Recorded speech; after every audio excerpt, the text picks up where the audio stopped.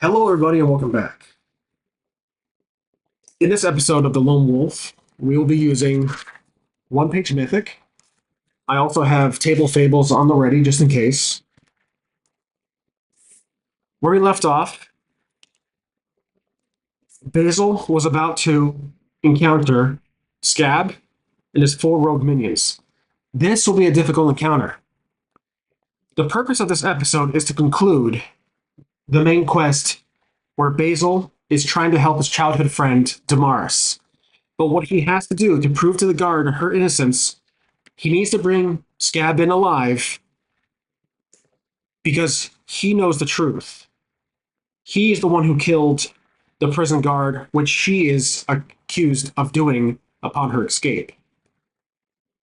So, we know he will go quietly. And as we conclude, hopefully, fingers crossed, in this episode, this main quest, moving forward, the Lone Wolf will become an episodic one-shot per episode using the same character, Basil. We will conclude the world of Evermore, and we will approach this series as an experiment, doing one-shots in each episode. Everything is always going to be unique. Every episode is going to be different, a unique quest for Basil. Now, let's begin. We know that Scab will not go quietly, so he orders his 4 minions to surround us. At least in this bar we're in a place called the Bates Adrift. It's a small, hidden bar in the scums. And Basil's going to step back. In the beginning, he stepped forward to introduce himself, but we're ready. So, 4-on-1 to start. Let's roll for our first attack, for our first +3 on this roll. Not bad. Okay, so that's going to be a 13, where we ignore the armor of whoever we choose to attack first. So we have our D8 Warhammer. I'm going to roll for damage. It has to be 4 or more. It's going to be 4, which means we ignore the armor. I'm going to take out this guy right here. Okay, next roll. +3 on the roll here. 7, 8, 9, 10. That's going to be a roll from us, but armor is considered. So D8 again with the Warhammer. 3. That's not going to hit anyone. All right, next roll. +3 on strength. That's a 6. That's going to be 9. This will be a back and forth. So the assassins, these rogues, will be a D6 for their attack. Armor's considered for both parties. They hit us with 6. We have 4 armor, so we take 2 damage. So we're down to 10 out of 14.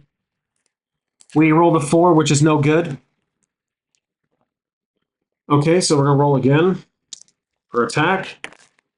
2 plus a 3, that's 5, 6, 7. That's another back and forth. So once again, we're going to roll. Okay, we take 1 damage. It's not good. At least we have, looks like we got some rations.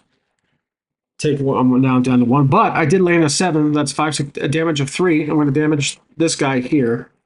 Difference of 3. Okay, rolling again. 4, 5, 6, 7. Another partial. So we're back and forth.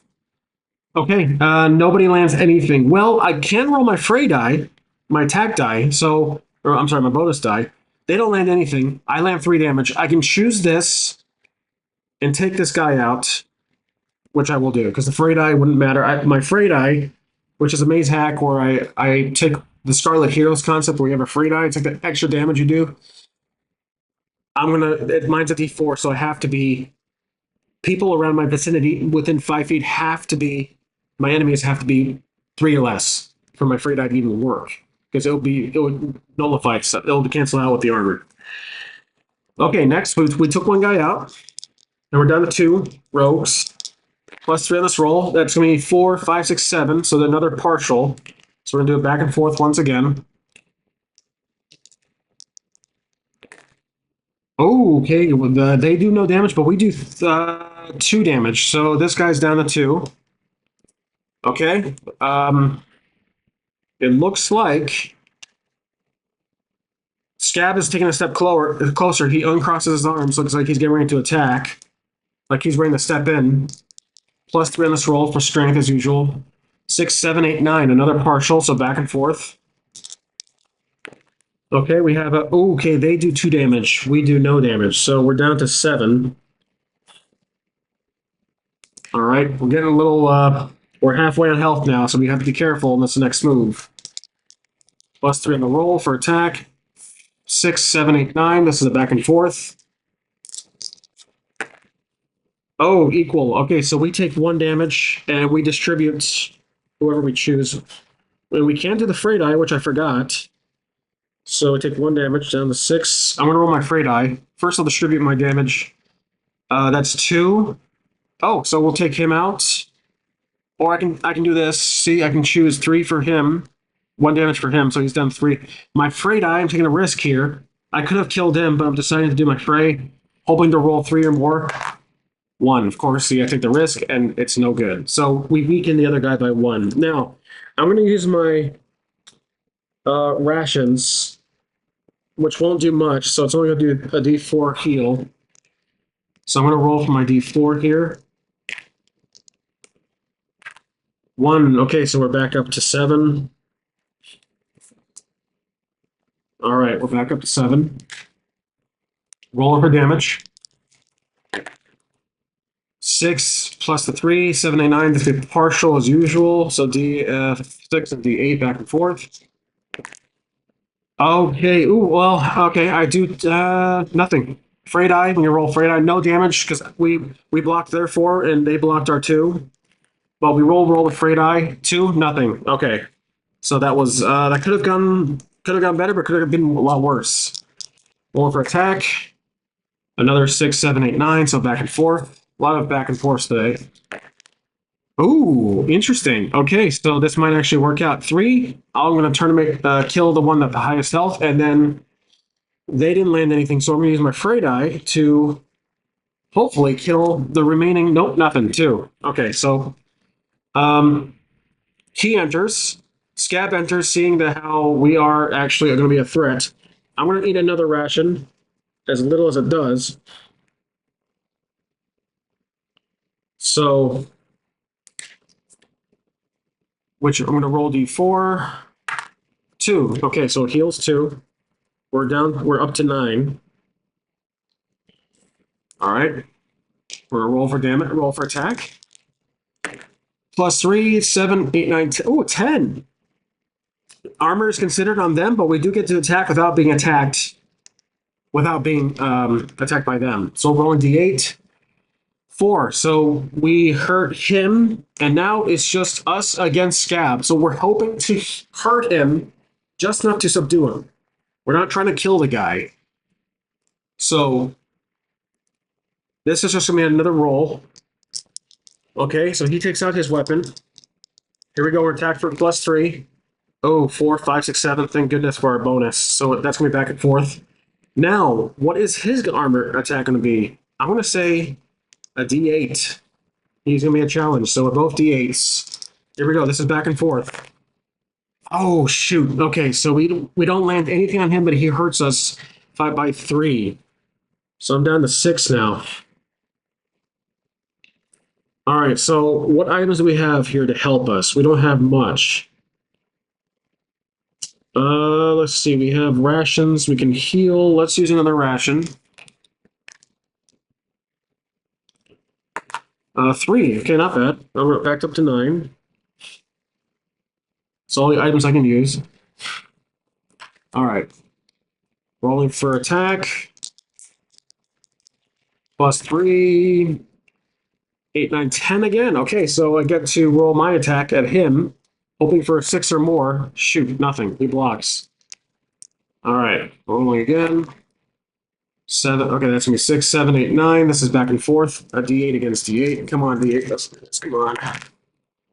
Shoot, he gets me. I get nothing out of him. He has a high armor 5. So I take 5, 6, 7, 3 damage. Back down to 6. Okay.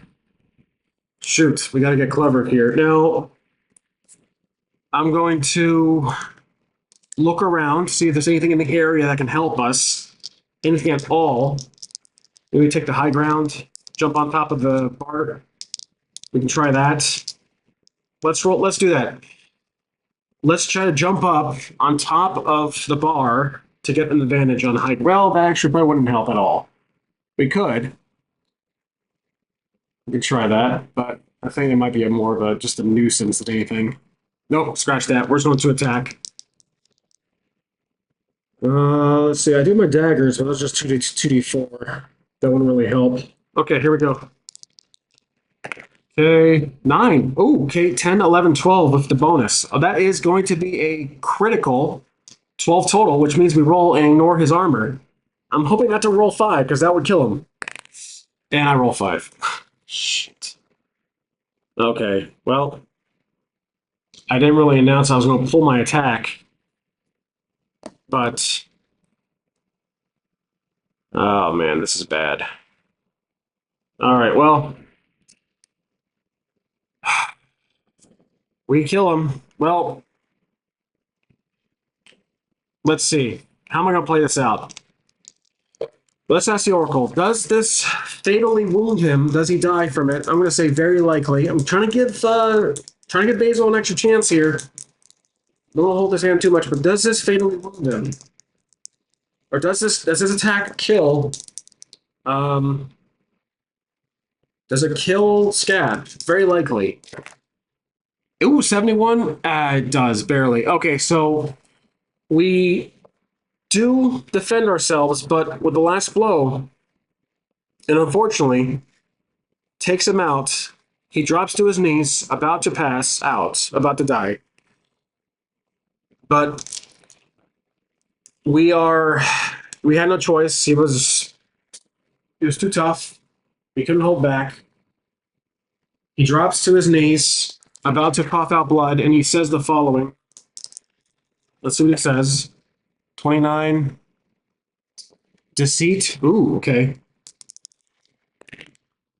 26. Empty. Oh, okay. Deceit, empty. Something deceitful that's empty. He said something to us that it's deceitful. I'm wondering if he is even the right person that we're looking for. He could be a decoy, or perhaps there's something on him. It's deceitful, like his death. I'm trying to think how this can play out. His death, perhaps, is not exactly what we need to prove Damaris' innocence. I think there's something else. Yeah, that's how I say it. His death is empty, so it's deceit. It's not what it seems. At least that's how I'm. It couldn't mean anything to you guys, but that's how I'm seeing it. That's how I'm interpreting it. So he dies. He falls on the ground. There's no one else in the bar. It's just us. We're going to lock the door and search for any clues or anything at all. Because I think right now Basil is panicking. Killing him was not part of the plan, and he couldn't hold back. Like chaotic good, perhaps he just swung too hard the sword, and he wasn't trying to kill him. So he locks the door, or he blocks the tavern door.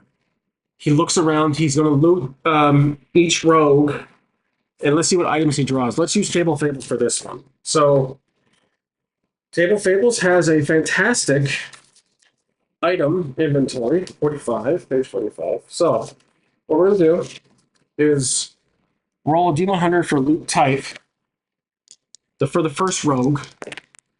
Okay, 61. Armor, page 51. Okay. So we're looting armor from the first rogue. It's going to be a D8 on the armor list. 2. Leather, we're going to pass on it. Okay. The next rogue, we're rolling for loot type. 1. Ooh, pocket filler. That's nothing. I mean, we can try it, but I don't think it'll be really interesting at all. Nothing of interest to our character. Rolling for pocket filler, 17 perhaps. Written instructions for a number of dice games. Gambling scores have been penciled into the margins. So he's a gambling. I wonder if it has a connection to this whole situation. Remember, the Scab was arrested for some reason, maybe illegal gambling. We're gonna take that. I don't know if it will help us, but we're gonna pocket it. Or no, I'm sorry. This is coming from Rogue, the second Rogue. That won't really be of any help to us. So we're gonna pass on that. For a second I thought I was looting Scab. So the third guy, 9. That's pocket filler again. We'll do a d20. 8. Broken silver chain. We'll pass on that. The last rogue, 74. Apparel. See page 53. Nothing of interest. We'll pass on that. And then now we loot.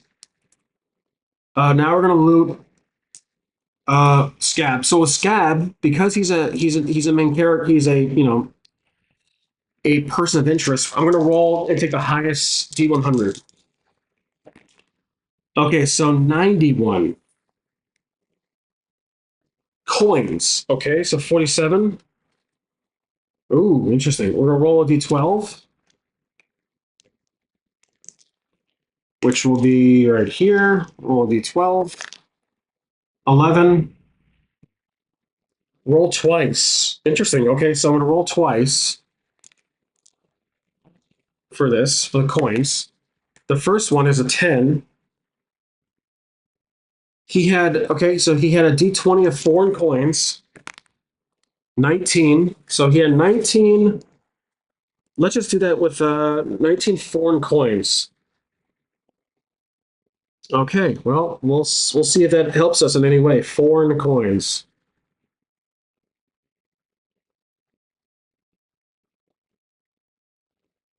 Foreign coin. And then we gotta roll again per the instructions. So D12, 8, 1 D20 gold coins. Okay. 7. So 7 gold coins. That'll be put us at, let's see, 170, I think 2. Okay. So now, does he have anything else? Let's say 75% chance. He does. Okay, so he has 2 more items. All right, we'll do the loot. We'll do the loot type with the advantage, as he's a main character, or he's a person of interest, a wild card. I'm taking the 63 armor. He has armor. Okay, we're gonna take his armor. We'll do two d8s. I'll take the higher roll. Let's see, we'll take these 2 here. 7. 7's a full plate of armor. So what I'll do is I'm going to change. Let's see, we have shields, we have gloves, helmet. We'll do full plate. That'll give us a +2. So now we're up to 6. We're at 6 armor, which is pretty damn good. Okay. And then he has one more item we're going to roll for. And that's it. Loot type. Rolling the D100 with advantage. Okay, 90 exactly. 95. Treasure. Okay, that's what I'm talking about. So treasure. Let's see. Let's roll what we get. A D20. 17. A pair of red leather gloves stitched with silver. You know what? Maybe it's his glove that are bloody from the battle? Stitched with silver embroidery. I wonder if these gloves. I have a store. I have an idea for that one, but I'm gonna roll one more time. A simple silver circlet. You know what? I have an idea. Okay, so what we find is evidence of what prison guards typically carry. It's a silver locket. So I'll put silver locket. We'll start here because that's my quest item. Silver locket. And this is something that has a emblem that perhaps belongs to the same emblem the prison guard all have. The prison guards are different than the city guards, so they have their own emblems bestowed upon the lord, the king, whoever the ruler of Featherwind is. But I believe this could be evidence to support Damar's innocence. So we killed him, but we found evidence. So it did work out. Okay, so we're going to leave the bar. We open the door. I mean, we could look anywhere else, but let's get out of there. I think it's going to be kind of risky to stick around this area. We leave the bar. Do we encounter anything outside? Like any trouble? Let's roll for it. I'm thinking likely because we are in a bad area.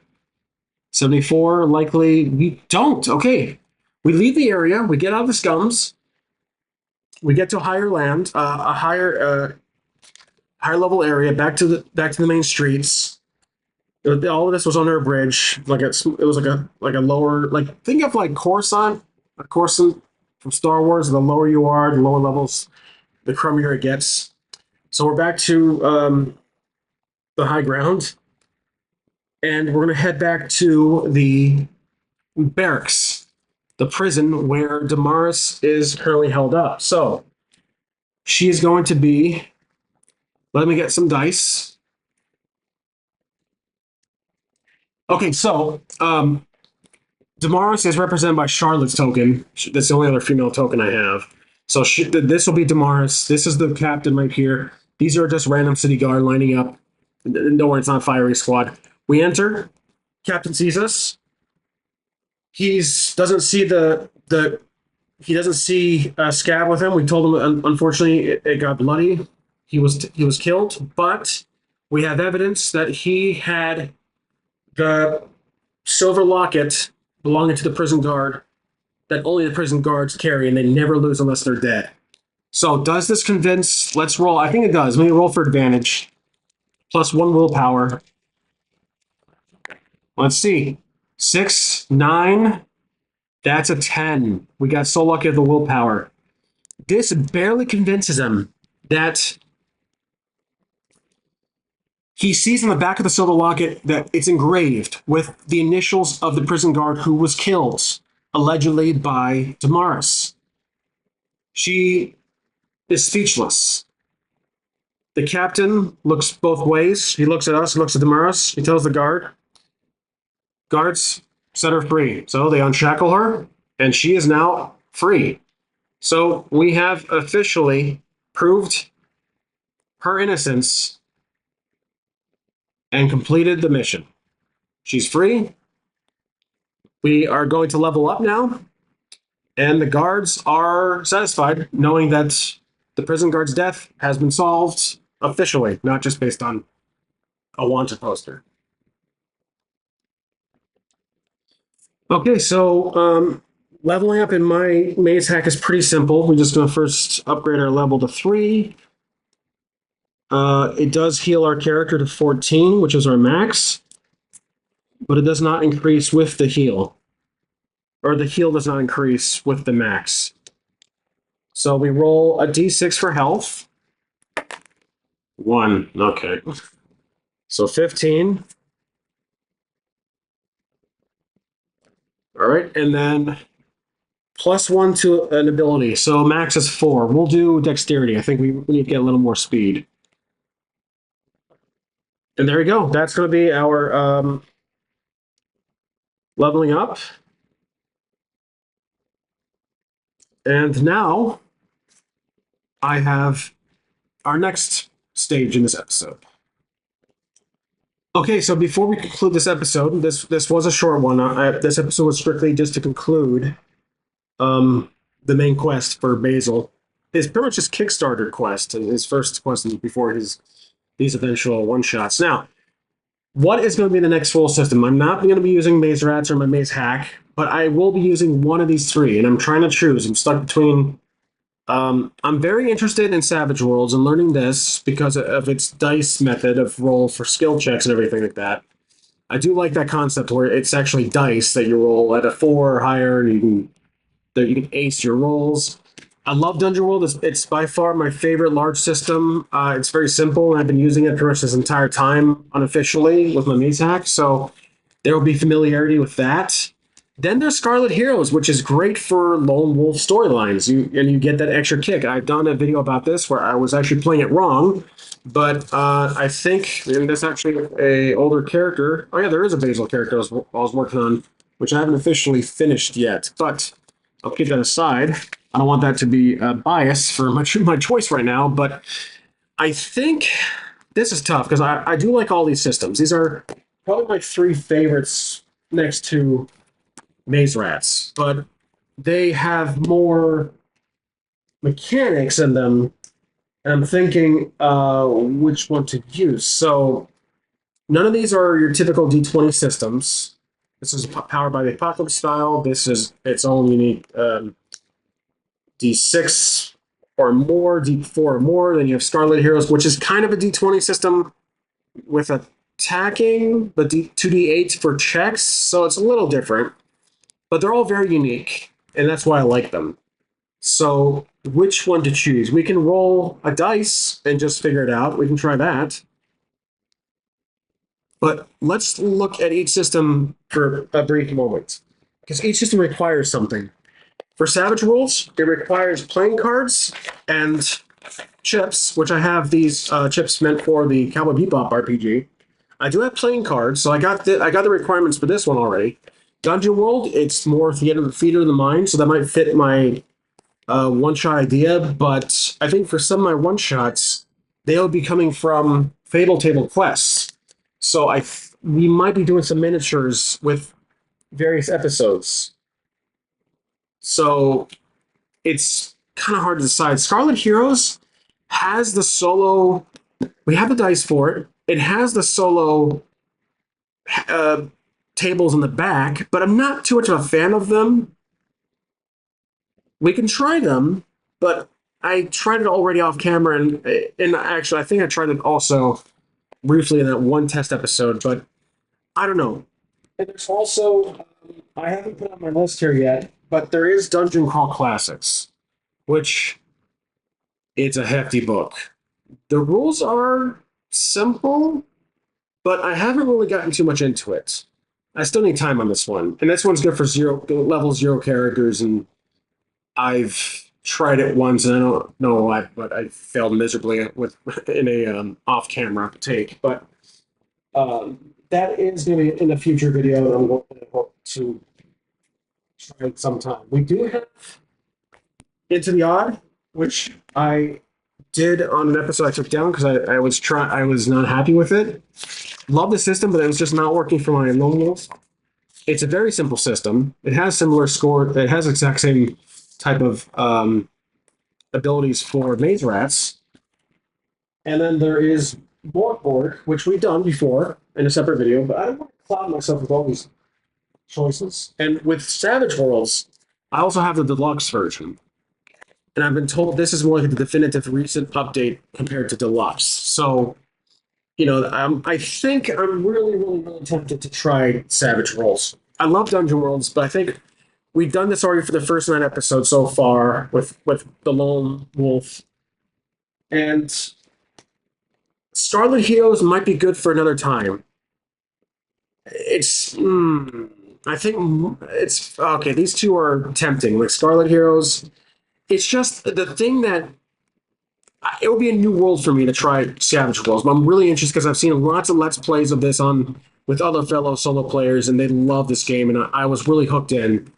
Scarlet Heroes doesn't seem to have much exposure on YouTube. There are videos out there, I won't lie, but I think Savage Worlds has more attention. So if I were to do a Scarlet Heroes, it might be fresh on YouTube to try it out compared to Savage Worlds. So, you know what? Let's roll for it. I'm so confused right now. I'm so torn between the two. And I'm surprised I got Dungeon World over these two over Dungeon World. So let's roll for it. 1 through 3, 4 through 6. That's how I'm doing it. I'm trying to get this die. Okay, Scarlet Heroes it is. We'll do this Scarlet Heroes. I mean, I already have the character sheet, but I didn't influence the die in any part. It's a darn shame. I really wanted to do Savage Worlds, but I guess we'll do Scarlet Heroes it is. So this will be our system of choice. The dice has decided, and I hope you guys are intrigued because I certainly am. So we'll be saying goodbye to this sheet, and then we'll be saying hello to this sheet eventually for Basil. All right, that's well, and that's the choice for now. So I better get ready, get started learning the in and outs of Scarlet Heroes. But that's it for the episode, guys. Thank you so much for watching, and I'll see you next time.